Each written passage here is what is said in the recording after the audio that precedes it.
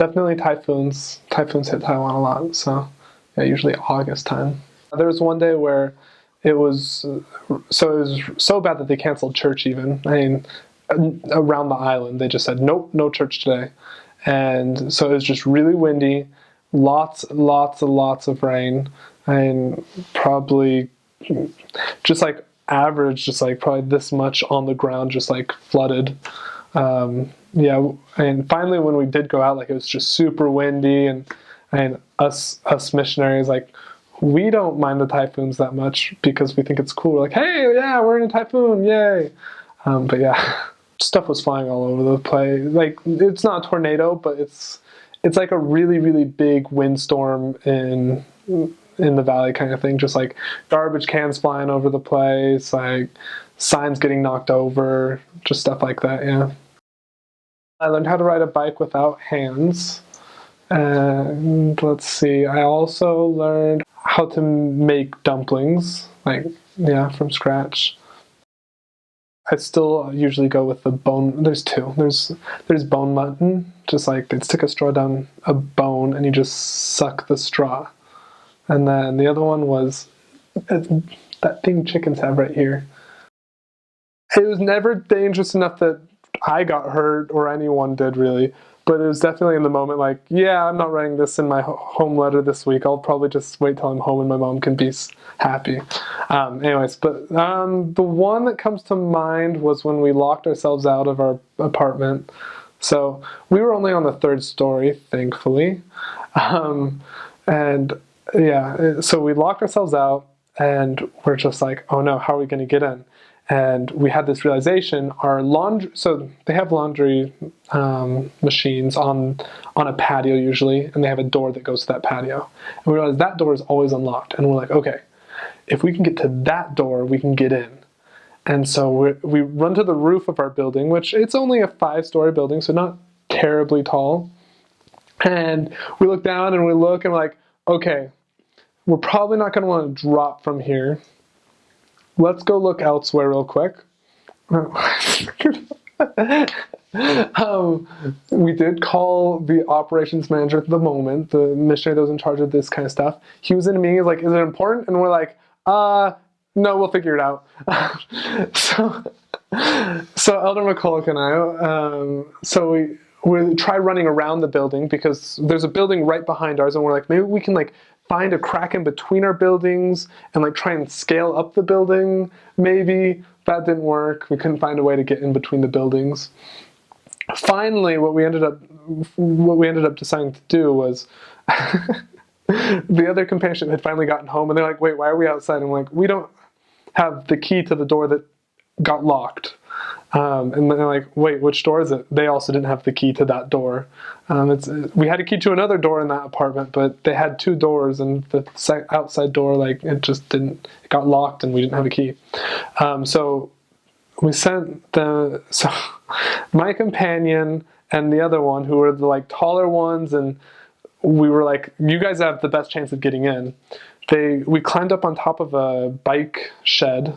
So we decided to climb up on top of the bike shed, and because we're like, well, like if you can climb to the back of the bike shed on the top, like maybe you can reach the 2nd floor of our apartment building and maybe like find a way to get to the 3rd floor this way. And so they were like, okay, let's do it. So they climb up, and the 2 of us that stayed behind were like, okay, we have to make sure they don't die. Like, what can we do? Let's run to the roof and watch them from the roof. So we run to the roof and we're watching from above. Oh man, I swear my present would kill me if you heard this story. Oh well. So we're looking up from above and we're just watching it, and we're like, Elder McCulloch, Elder Blacker, please don't die. And we see them. There's one point we're like, okay, we can see the patio, but there's a cage around it. We forgot that they have cages around their windows. And we're like, well, does it open? Like, is it going to slide at all? And they actually figured out, yes, it would slide open. So they like are using like, they're like reaching out, they're having to hang on something else while they're like pushing the gate open. And they said that in order for them to get in, they had to be holding onto this pole, kind of swing around and like latch onto like where that cage opened, and then crawl through that like window, and then they were on the patio, and then they could unlock the door. Yeah, so that was probably the craziest. Not unusual, definitely not something that happens every day unless you lock yourself in every day. Don't do that. Please keep your key with you. It's a good experience. But yeah. We do English proselyting. Because we teach English class, and to help it get promoted, we always just like spend an hour a week just going and passing out flyers, holding up a banner that has the address. And I was on exchanges, and so I was trying to help advertise this English class. And I knew that their church was right next to a Pai Gu Fan place, which is just like, it's kind of like Panda Express. And because it was a very famous Pai Gu Fan place, everyone knew it in the city, and so you'd usually just say, "Oh, it's right behind the Pai Gu Fan place," and they'd all be like, "Oh yeah, I know that church. Okay, yeah." So I'm holding the banner and I'm yelling at the top of my lungs.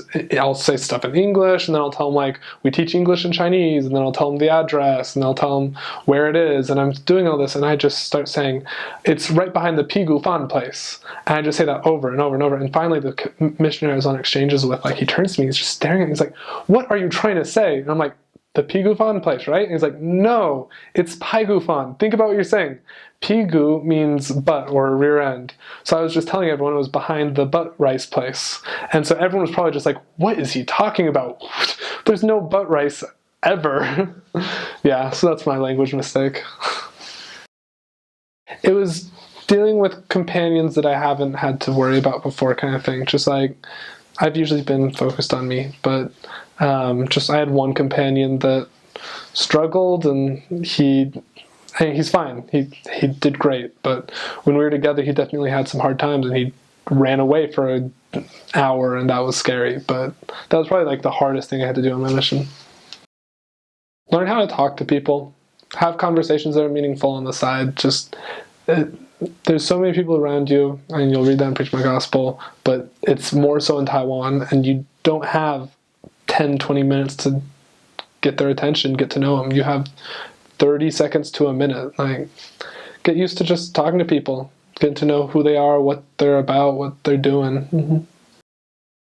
Everything is not us. It's really God. He's really the big plan maker about this entire thing. He knows what's going on. He knows everyone. He knows where everyone's going to be, what they need, who needs what.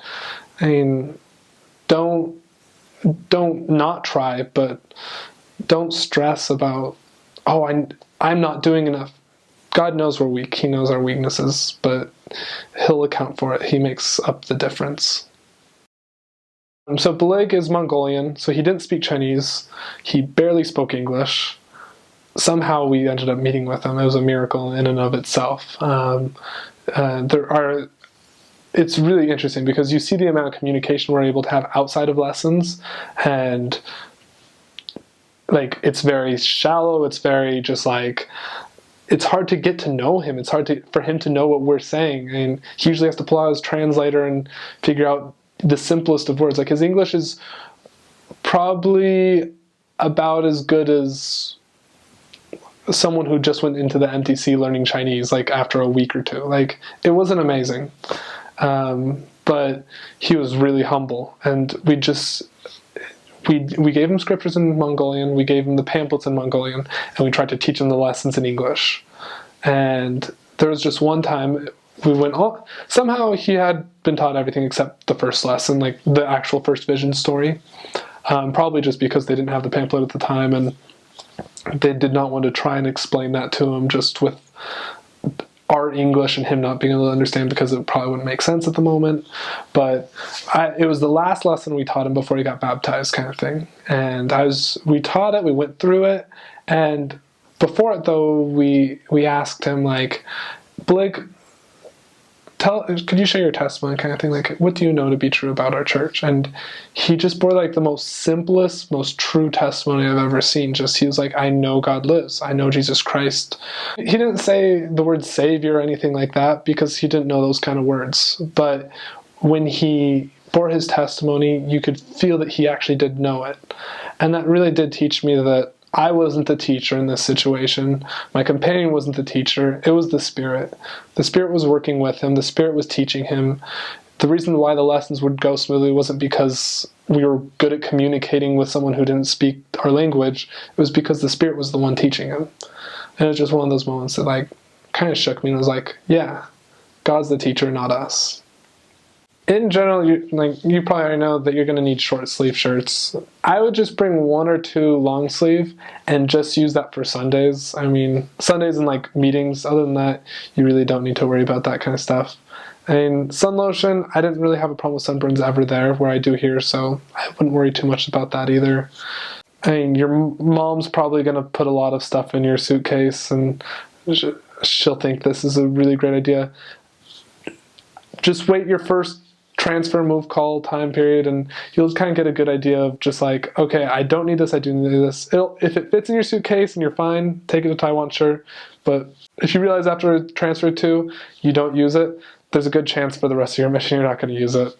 So yeah, that's basically what I would go off of.